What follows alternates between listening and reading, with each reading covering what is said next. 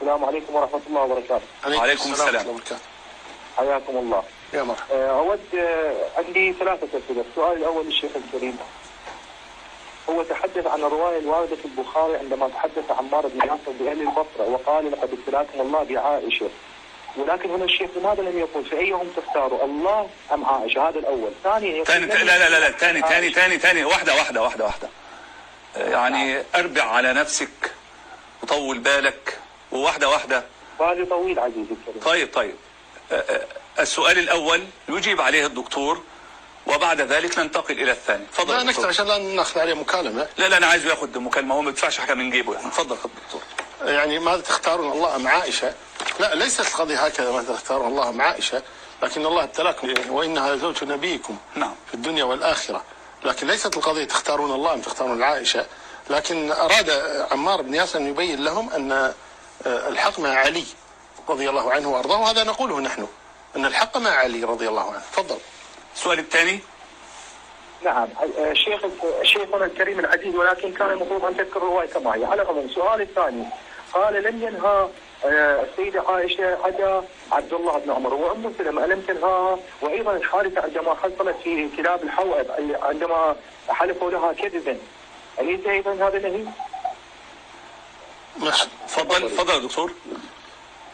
لأني سأسأله أنا بدوري سأسأله أسئلة يعني. تفضل لا دكتور. بس أما عائشة نهتها أم سلمة لم يثبت أن أم سلمة نهتها رضي الله عنها، لكن كما قلنا يعني كلمها عبد الله بن الزبير ابن أختها، والزبير وطلع على أنها تخرج معهم من باب أن الناس عندما يرونها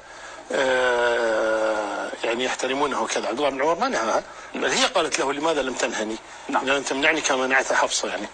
أما قضية حديث كلاب الحوأب فهو خلط حقا بباطل.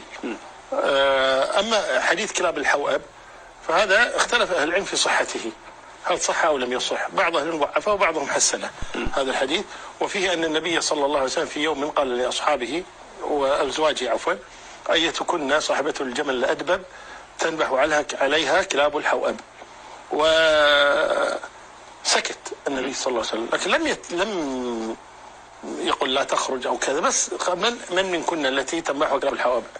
فلما صار معركة الجمل وهم في الطريق من مكة إلى البصرة سمعوا نبح كلاب، وهذا يسمونه من دلائل النبوة. نعم. فسألت عائشة الذين معها قالت أين نحن؟ صوت الكلاب غير طبيعي يعني. نعم. فقالت أين نحن؟ قال هذا الحوأب، فتذكرت الحديث قالت إني سمعت النبي صلى الله عليه وسلم يقول أيتكن صاحبة الجمل الأدب تنبحها كلاب الحوأب ولا أظن إلا أنا وإني راجعة، فأراد أن ترجع.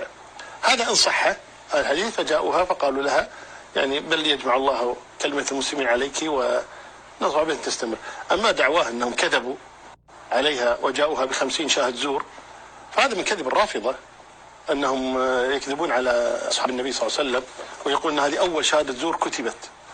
هذه كذبها التيجاني والأنطاكي وبعض الخبثاء الذين يكذبون على أصحاب النبي، ولم يكتفوا بالحديث الذي ورد حتى زادوا عليه، حتى جاء عبد الله بن زبير ب50 شاهد زور كلهم يشهدون هذا ليس الحوأب. هذا من الكذب.